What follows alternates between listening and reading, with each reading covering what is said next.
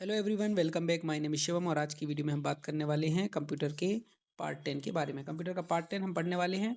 और इसके पहले की वीडियो शुरू करें, अगर आपने ये 9 पार्ट्स नहीं देखे हैं तो रैपिड रिवीजन के लिए 2x स्पीड पर सारे पार्ट्स देख लीजिए। बहुत कम टाइम पीरियड के हैं, बहुत कम समय में आपका ये कवर हो जाएगा। ऑब्वियसली आपको एटलीस्ट आपको 3 आवर्स लगेंगे और 3 आवर्स में आपका आईसीटी कवर हो जाएगा, अगर आपने अभी तक आईसीटी की तैयारी नहीं की है। वरना आप क्या करिए, इस चैनल पर आपको पीडीएफ मिल जाएंगे, केवल पीडीएफ पढ़ लीजिए। और जिन क्वेश्चंस के आंसर नहीं आ रहे हैं वो आपको गूगल पे देखने पड़ेंगे, क्योंकि मैंने उसकी आंसर की नहीं दी है। फ्री केवीएस कंटेंट, अगर आपने फ्री मॉक टेस्ट देना है तो आज दे सकते हो, एक आध मॉक टेस्ट दे लीजिए। 5 मॉक टेस्ट आपके लिए फ्री डले हुए हैं इस ऐप पर। रिक्वेस्ट मैं आपकी एक्सेप्ट कर लूँगा। तो चलिए बिना समय गवाए ये आखिरी पार्ट को शुरू करते हैं। और टीयर 1 के पेपर के पहले ये आखिरी वीडियो है। और बहुत बहुत आपको best of luck, all the best इस एग्ज़ाम के लिए। सो आज का हमारा पहला क्वेश्चन है, the smallest unit of information about a record in a database. किसी डेटाबेस में इंफॉर्मेशन की जो स्मॉलेस्ट यूनिट होती है, सबसे छोटी इकाई होती है रिकॉर्ड के बारे में, वो उसे क्या बोलते हैं? उसे बोला जाता है फील्ड। जो सेल होता है वो डेटाबेस का टर्म नहीं है, वो तो एक्सेल का टर्म है। रिकॉर्ड क्या होता है? रिकॉर्ड जो होता है वो बहुत सारी फील्ड का कलेक्शन होता है। मान लो ये एक छोटी सी फील्ड है, इन सब का कलेक्शन हो गया रिकॉर्ड। क्वेरी, क्वेरी तो डेटा को के बारे में एक रिक्वेस्ट है, डेटा को मैनिपुलेट करने की, रिट्रीव करने की, है ना। इसका सही आंसर हुआ केवल फील्ड। नेक्स्ट क्वेश्चन है कि एक रिलेशनल डेटाबेस में a data structure that organises the information about a single topic into rose and columns. इसका मतलब क्या है? इसका मतलब है कि रिलेशनल डेटाबेस में एक ऐसा डेटा स्ट्रक्चर जो कि इंफॉर्मेशन को व्यवस्थित कर रहा है एक सिंगल टॉपिक में के बारे में, रोज और कॉलम्स में, तो उसको क्या बोलते हैं? उसको टेबल बोलते हैं, है ना। टुपल क्या होता है? टुपल जो है वो रिकॉर्ड का दूसरा नाम है ना। टेबल के अंदर जो रो होती है, टेबल के अंदर का जो रिकॉर्ड होता है रो वाला, उसको टुपल बोल देते हैं। ब्लॉक, ब्लॉक तो फिजिकल स्टोरेज यूनिट है डिस्क पर, है ना। लॉजिकल डेटा स्ट्रक्चर नहीं है ब्लॉक। तो इसका सही आंसर केवल क्या है? Table, table. नेक्स्ट क्वेश्चन कहता है कि dash are distinct items that don't have much meaning to you in a given context. जिसका तुम्हारे लिए कोई ज़्यादा मीनिंग नहीं होता, है ना। तो वो डेटा होता है, रॉ होता है, अनप्रोसेस्ड होता है, उसके बाद बनती है इन्फॉर्मेशन, है ना। तो डेटा जो होता है उसका कोई आपके लिए मीनिंग नहीं होता। क्वेरीज आप समझते हैं, फील्ड्स बता चुके हैं, प्रॉपर्टीज मतलब किसी ऑब्जेक्ट के कैरेक्टरिस्टिक प्रॉपर्टीज कहलाते हैं। Collection of related files, related files का कलेक्शन क्या कहलाता है? तो रिलेटेड फाइल्स का कलेक्शन जो है वो डेटाबेस कहलाता है। नेक्स्ट क्वेश्चन है, a collection of conceptual tools, मतलब कॉन्सेप्चुअल टूल्स का कलेक्शन जो कि डेटा को डिस्क्राइब करने में, रिलेशंस, सिमेंटिक्स और कंस्ट्रेंट्स को, इन सबको डिस्क्राइब करने में यूज होता है, वो कौन सा मॉडल कहलाता है? वो डेटा मॉडल कहलाता है। ईआर मॉडल क्या है? ईआर एक स्पेसिफिक टाइप का मॉडल है जो कि एंटिटीज और रिलेशनशिप पे फोकस करता है। डेटाबेस आप समझते हैं, डीबीएस मतलब डेटाबेस मैनेजमेंट सिस्टम, यहाँ आएगा डेटाबेस, डेटा मॉडल। ओके। अगला क्वेश्चन कहता है कि ओरेकल क्या है? तो Oracle relational database management system है। ओरेकल हो गया, माई एसक्यूएल, ये सारे हमने पढ़े थे, है ना। आरडीबीएमएस है। नेक्स्ट क्वेश्चन है, which of the following cable can transmit data at high speeds. इनमें से कौन सी केबल जो है वो डेटा को हाई स्पीड्स पर ट्रांसमिट कर सकती है? तो फ्लैट केबल क्या होती है? फ्लैट केबल वो जो शॉर्ट इंटरनल कनेक्शन के लिए यूज हो, है ना। ये जो अपन यूज करते हैं वो लो डेटा स्पीड रखती है। उसके बाद क्या है? Coaxial cable. कोएक्सियल केबल की स्पीड थोड़ी सी तेज होती है ना। ट्विस्टेड पेयर से तो थोड़ी तेज होती है, बट बैंडविड्थ जो है वो बहुत लिमिटेड है।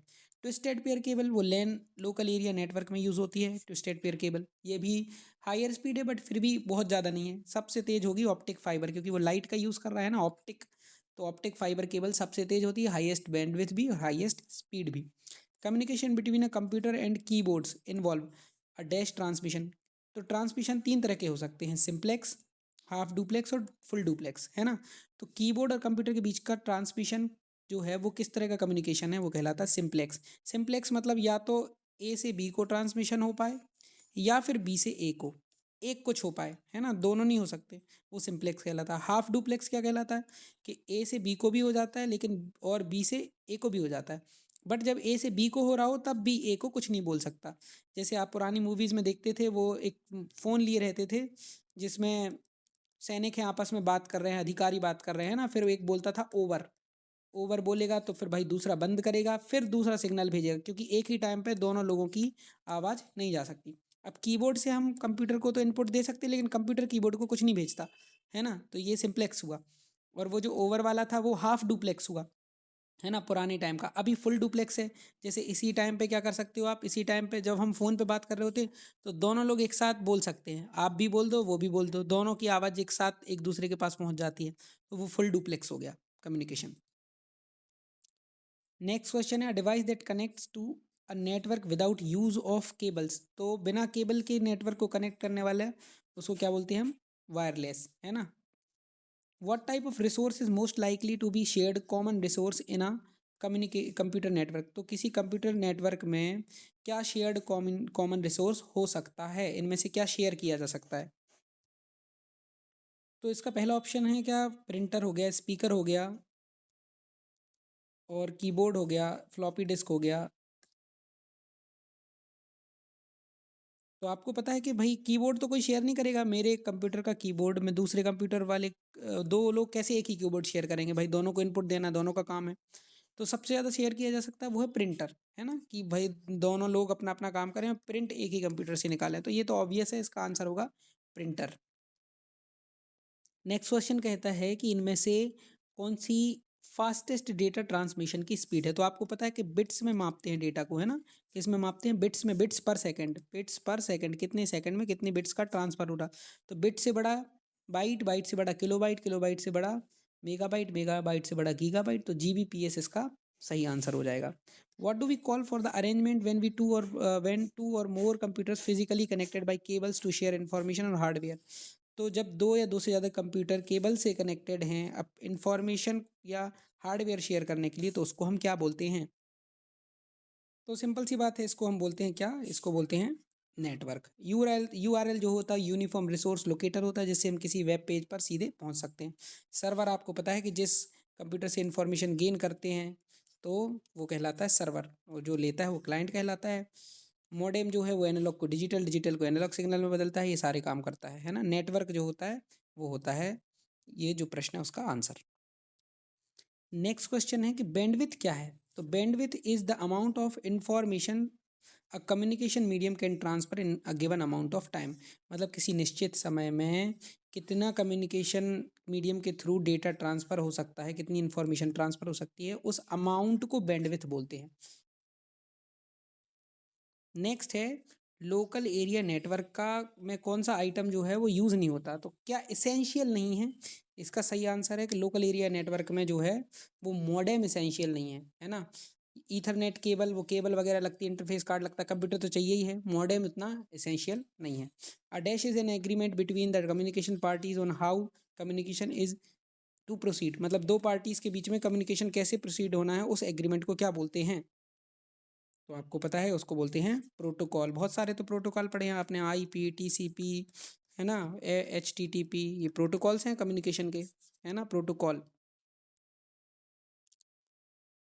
हब किस नेटवर्क से जुड़ा हुआ है। तो हब जो है वो स्टार टोपोलॉजी से जुड़ा हुआ है, उसकी सेंट्रल डिवाइस है ना। हब मतलब सारे कंप्यूटर्स ऐसे एक से जुड़ रहे हैं, तो ये स्टार टाइप का बन रहा ना, तो स्टार टोपोलॉजी से रिलेटेड है। In which topology every node is connected with two other nodes. तो कौन सी टोपोलॉजी में दो नोड से हर नोड जुड़ा हुआ होता है।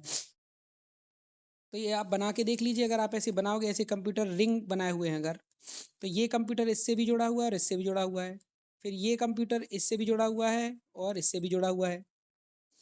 तो इसका सही आंसर हो जाएगा रिंग टोपोलॉजी। क्या सही आंसर हो जाएगा, रिंग टोपोलॉजी।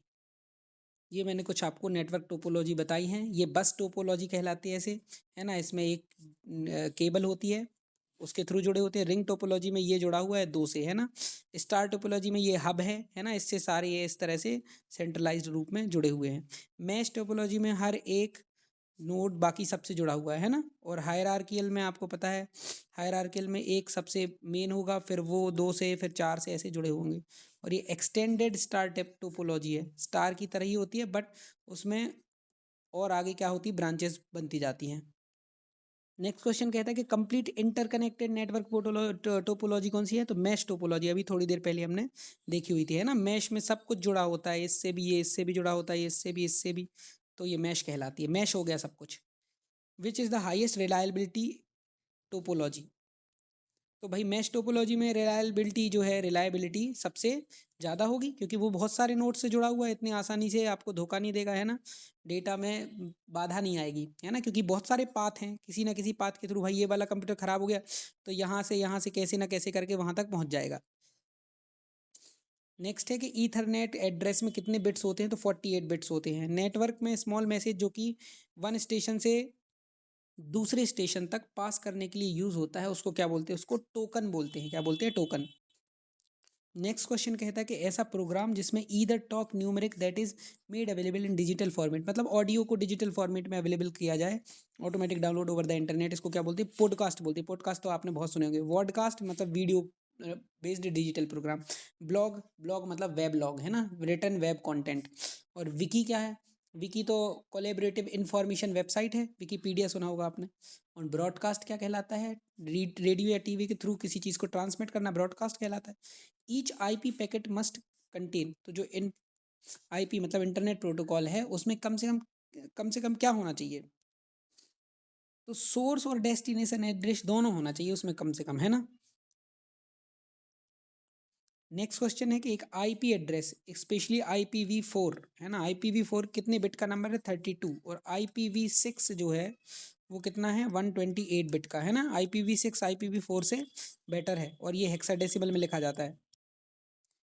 एक HTTP रिक्वेस्ट में कितने पार्ट होते हैं? तो उसके 3 पार्ट्स होते हैं, ठीक है। कौन कौन सी रिक्वेस्ट लाइन होती है? कि एक हेडर और एक बॉडी। आगे बढ़ते हैं। Document converted to dash can be publish to web. Web पे पब्लिश करना है आपको डॉक्यूमेंट को, तो कौन से उससे पब्लिश होगा? HTML, hyper text markup language से, है ना। पहले उनको HTML में कन्वर्ट करके आप वेब पर पब्लिश कर सकते हैं किसी डॉक्यूमेंट को।